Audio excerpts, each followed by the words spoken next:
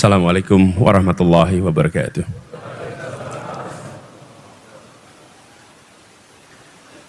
Alhamdulillahirabbil alamin. Wassalatu wassalamu ala asyrofil anbiya'il mursalin. Sayyidina wa habibina wa maulana Muhammadin wa ala alihi wa ashabi ajmain. Raditu billahi rabbah wa bil islami dina wa bil Muhammadin nabiyya wa rasulah. Rabbi zidni ilma warzuqni fahma. Amin. Amma ba'du.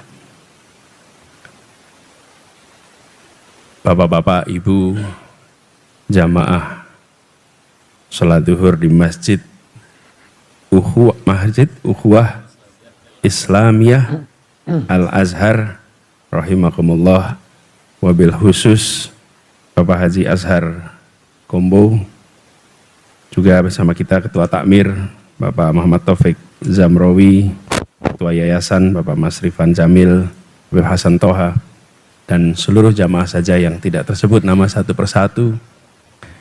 Pertama, saya menyampaikan rasa syukur, alhamdulillah akhirnya bisa bersujud di masjid ini. Dengar ceritanya sudah, tapi baru sampai siang hari ini bisa sujud sama-sama. Lalu dapat kejutan, suruh memberikan kultum. Saya jadi ingat, beberapa waktu yang lalu saya diundang suatu tempat memberikan kultum. Saya tanya, jadi kultumnya apa?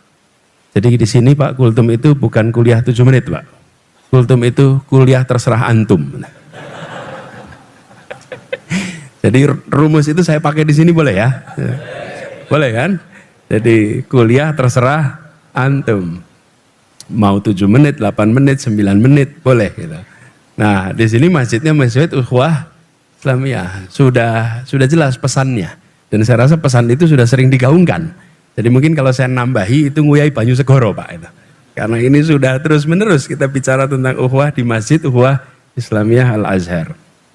Nah, tapi dalam kesempatan ini saya ingin tambahkan sedikit aja lah terkait soal ini.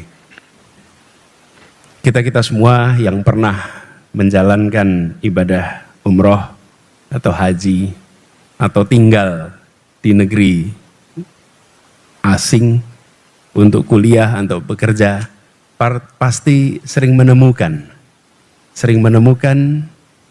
perbedaan-perbedaan di antara umat Islam.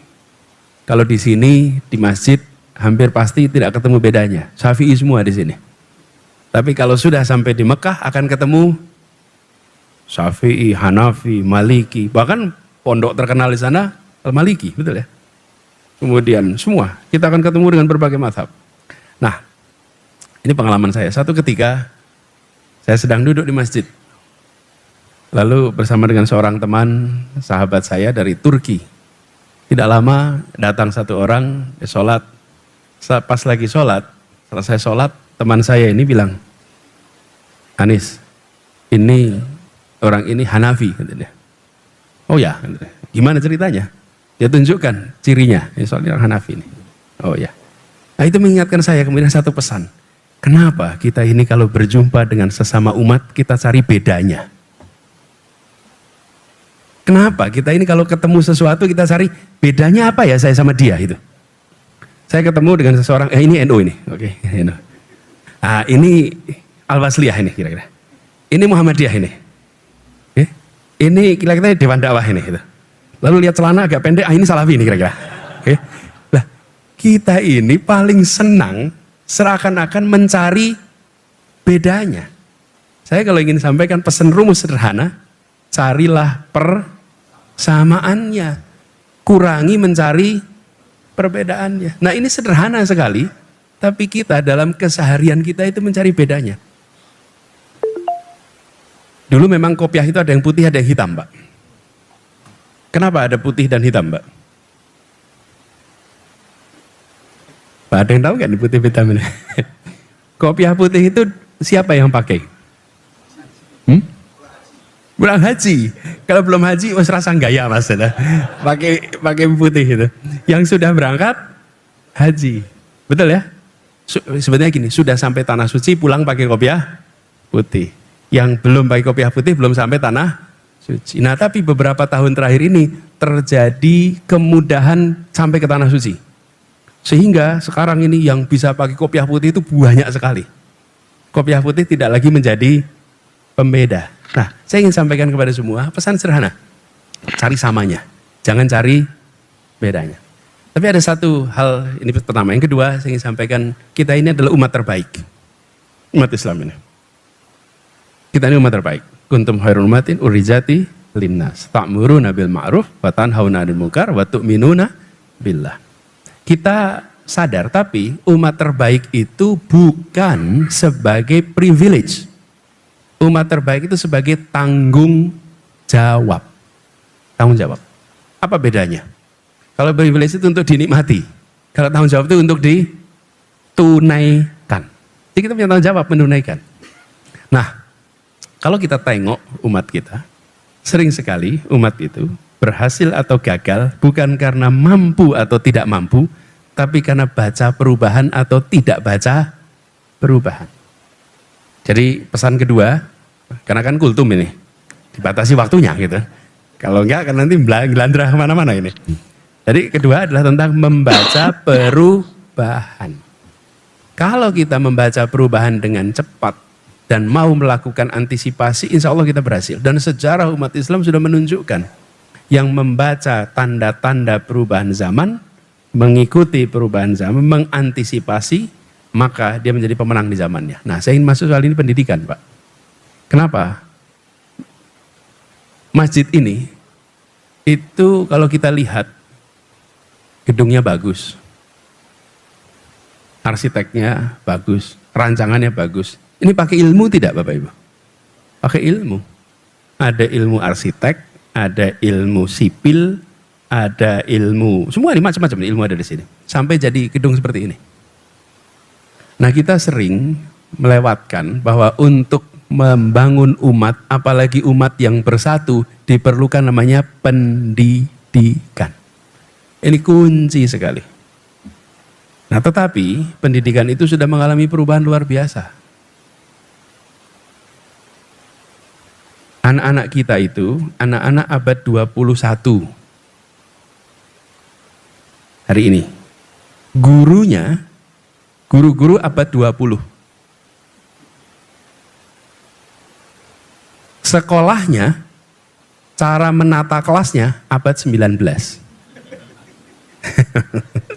Betul, betul. Bayangkan, jadi kalau sampean panjenengan datang ke sekolah, nanti ketemu 3 abad di satu tempat. Gitu. Anak abad 21, guru abad 20, ruang kelas 19. Coba panjenengan lihat aja. Panjenengan lihat foto kelas tahun 1800, sama persis seperti sekarang. Ruang kelas 1700 sama seperti sekarang. Percaya saya. Betul nggak, Pak? Nah, kita lihat sekolah-sekolah Islam semua. Sekolah-sekolah Islam apa yang terjadi? Itu terjadinya. Sudah saatnya semua masuk ke abad 20. Nah, masjid ini saja sudah. Saya diberi instruksi memberikan kultum. Pendengarnya siapa? Yang di masjid ini dan yang di video ini loh. Ini kan abad 21 ini. Betul ya? Saya boleh bilang halo semuanya. Itu abad 21 nonton. Sama yang pegang-pegang HP live streaming ini semua. Kita masuk di abad 21. Ini satu pesan sederhana. Bila kita tidak baca perubahan zaman dari aspek metode, maka kita akan ketinggalan. Ilmu mengenai perubahan itu banyak. Jadi saya usul pada jamaah di sini, khususnya di Semarang, yang saya dengar jamaah Masjid Ukhuwah Islamiyah ini dari semua unsur sama, semua unsur setara. Jadi unsur apapun baca perubahan zaman ini. Betul-betul kita harus siap untuk berada pada 21. Dan ini terasa sekali. Saat ini para guru ngaji itu mengalami kompetisi yang amat ketat dari sisi kualitas. Karena mendengarkan guru ngaji di kampung, habis itu yang mendengarkan buka YouTube membandingkan yang guru ngaji di kampung dengan YouTube yang terkenal. Betul tidak, Ustaz? Betul ya? Bahkan pertanyaan yang disampaikan ke guru ngaji di kampung, pertanyaan kulaan dari YouTube. Betul tidak? Nah, ini aspek sederhana yang harus jadi perhatian bagi kita semua. Karena perubahan ini tidak akan mungkin bisa terjadi untuk kita mengejar ketertinggalan kecuali kita sendiri menengok. Nah, untuk itu bagaimana? Saya usul pada kita semua di sini. Saya usul. untuk kita tengok perkembangan dunia dan memperhatikan perkembangan dunia. Ini namanya kuliah kan? Ini kan kuliah loh. Kultum toh, kuliah toh, betul ya kuliah? Bener ya? Jadi kalau kuliah itu dosen tanya boleh dijawab toh? Nah, tadi kan dibilang tidak boleh tanya jawab. Maksudnya jangan tanya ke dosennya gitu kan? Tapi dosennya tanya sama mahasiswanya boleh loh? Boleh. Nah, sekarang saya mau tanya nih. Yang membaca berita tentang Indonesia setiap hari mohon acungkan tangan. Loh ya mosok gak baca berita. Berita nanya, yang berani acungkan tangan? Saya pengen tahu yang acungkan tangan. Yang melalui medsos boleh, melalui koran boleh, pokoknya mengikuti berita Indonesia setiap hari. Banyak juga yang gak ikutin berita ya. Gitu. Hah? Kalau mengikuti berita Semarang tiap hari? Malah enggak. Masalah betul ini. Berita tentang Indonesia tiap hari. Saya ulang coba. Siapa yang ngikutin? Acungkan tangan. Mohon supaya kita bisa tahu. Banyak apa-apa. Malah justru saya pengen tahu. Banyak. Alhamdulillah. Kalau nggak baca tuh malah unjuk jenengan ngopo gitu loh bentino. Alhamdulillah. Syukur alhamdulillah. Pertanyaan kedua. Pertanyaan kedua. Acungkan tangan. Siapa yang membaca berita internasional tiap hari?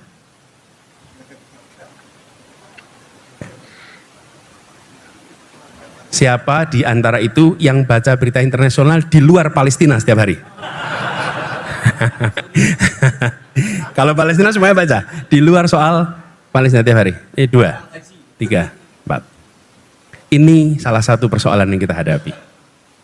Kita bukan tidak mampu, tapi kita tidak membaca apa yang sedang terjadi di luar begitu cepat.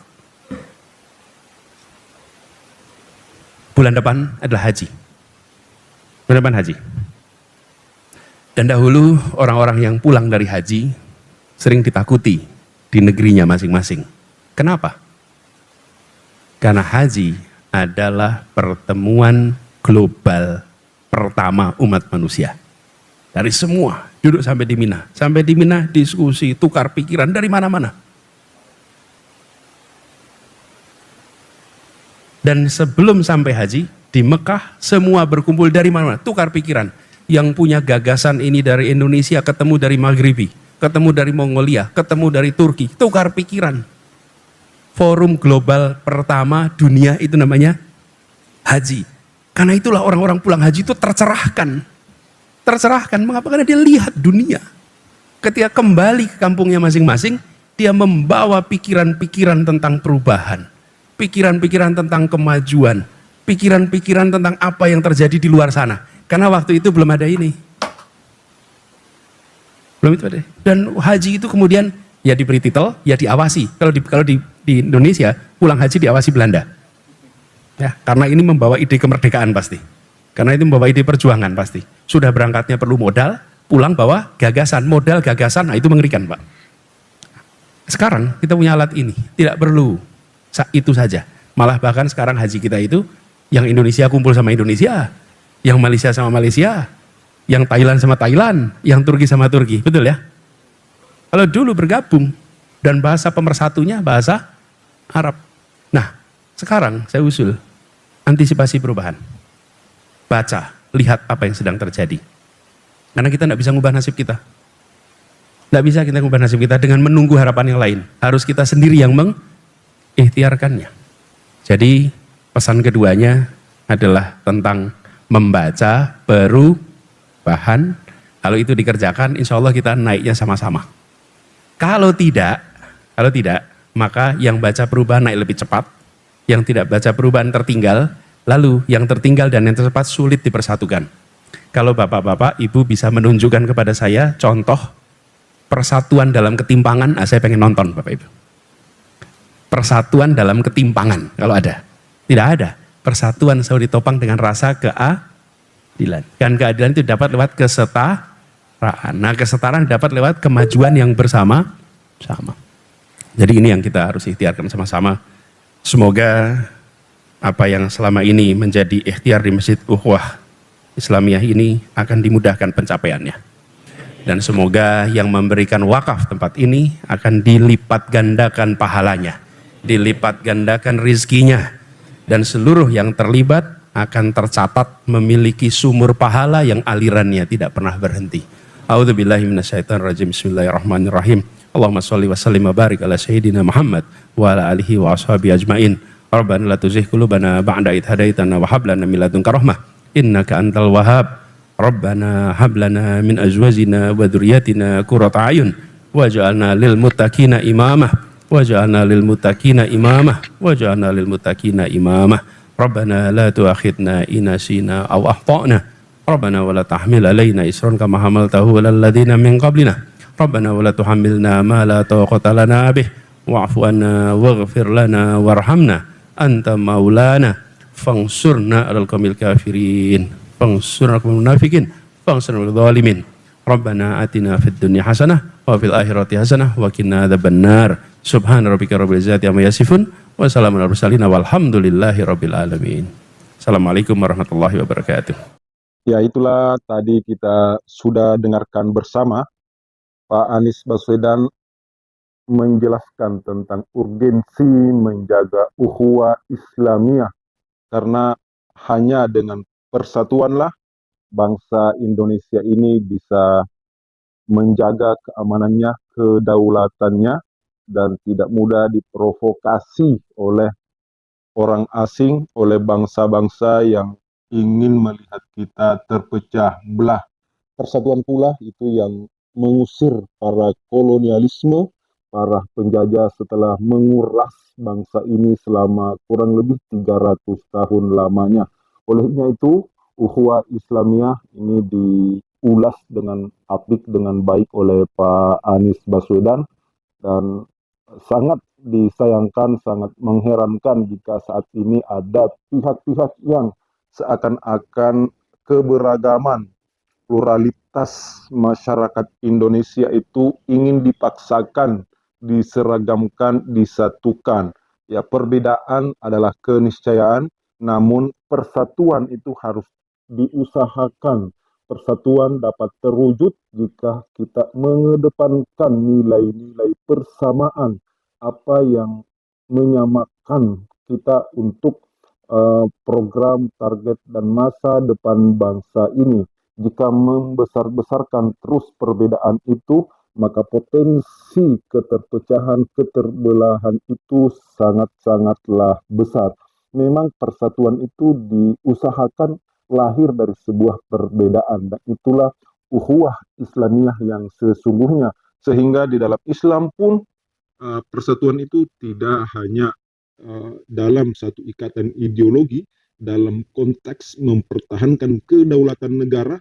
Rasulullah Shallallahu Alaihi Wasallam sudah mencontohkan membuat satu ikatan piagam Madinah, perjanjian dengan bangsa Yahudi ketika itu untuk mempertahankan teritorial Madinah dari serangan pihak luar, khususnya kaum Quraisy saat itu. Dan itulah konsep ukhuwah, bagaimana dalam konteks mempertahankan negara kita bersatu terlepas dari ideologi, dari ikatan privasi keagamaan kita, karena ini adalah tanah kita bersama, di sini kita lahir, di sini kita hidup. Adapun perbedaan ideologi, maka itu adalah di ruang privasi kita masing-masing. Semoga bangsa kita terus baik-baik, kita bersatu, jangan mudah diprovokasi oleh siapapun. Kita harus pandai cermat mencerna berita, pemberitaan.